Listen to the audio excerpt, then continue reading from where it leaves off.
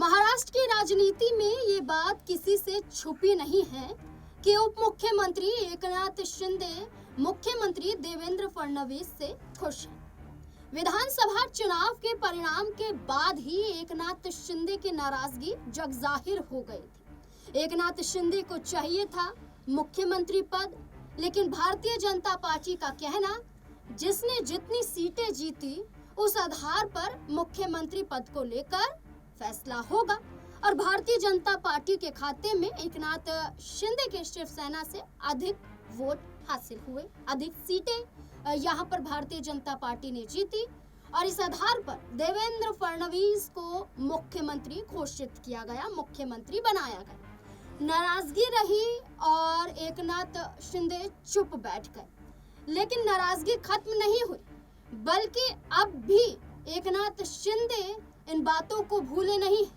बल्कि और भी ज्यादा अपने आप को अपमानित महसूस कर रहे हैं।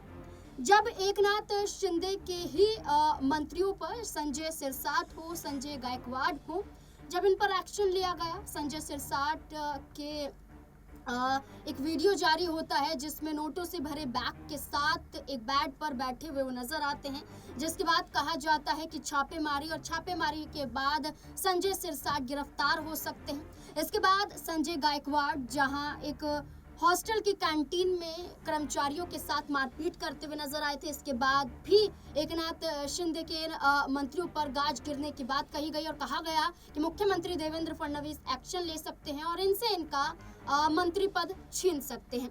ये चर्चा हुई, लेकिन अब एक और बड़ा कदम उठाया गया। एकनाथ शिंदे खुद ही देवेंद्र फडणवीस से दूरियां बना रहे हैं, दूरियां इस कदर कि अहम बैठकों में भी शामिल नहीं हो रहे हैं। और ये पहला मौका नहीं, बल्कि लगभग देखा जाए तो 2 से 3 बार कई बैठक हुई जहां पर न सिर्फ एकनाथ शिंदे की मौजूदगी की जरूरत थी, बल्कि यहाँ पर अजीत पवार, देवेंद्र फडणवीस और एकनाथ शिंदे की, लेकिन एकनाथ शिंदे ने दूरियां बनाई। आखिरकार कब एकनाथ शिंदे दूर रहे और इसका असर अब क्या पड़ेगा, देखिए इस रिपोर्ट में। 3 अहम बैठकों से उप मुख्यमंत्री एकनाथ शिंदे ने दूरियां बनाई, जिसका सिलसिला 13 अगस्त से शुरू हुआ, जो अब तक खत्म नहीं हुआ है। पहला कि राज्य मंत्रिमंडल की बैठक में हिस्सा एकनाथ शिंदे ने नहीं लिया।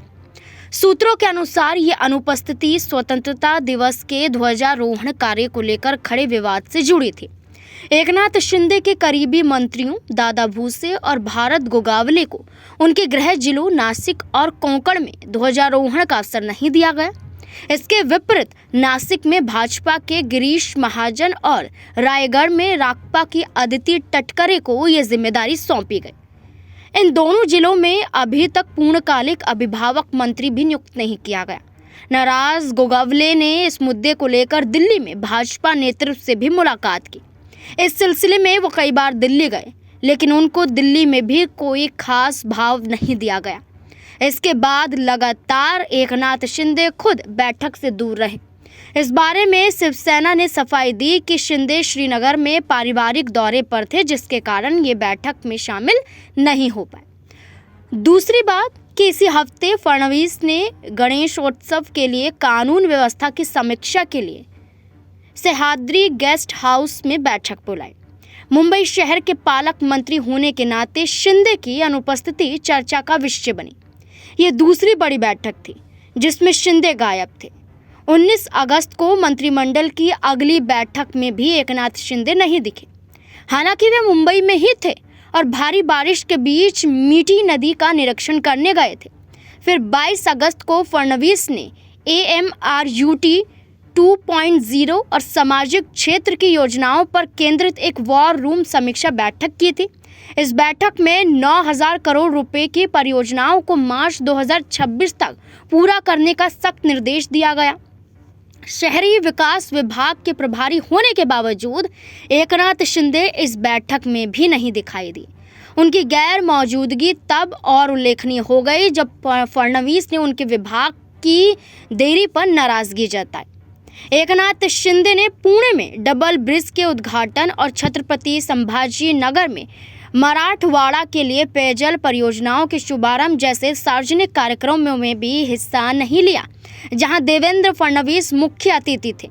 इन अनुपस्थितियों ने महायुति में तनाव की खबरों को और भी ज्यादा बढ़ा दिया। देखा आपने, चाहे 15 अगस्त की बात हो या फिर हाल फिलहाल में हुई बैठक की बात हो, इन तमाम बैठकों से दूरियां बनाई गई क्योंकि एकनाथ शिंदे के ही विधायकों, एकनाथ शिंदे के ही मंत्रियों का अपमान हुआ और ये अपमान भारतीय जनता पार्टी द्वारा किया गया।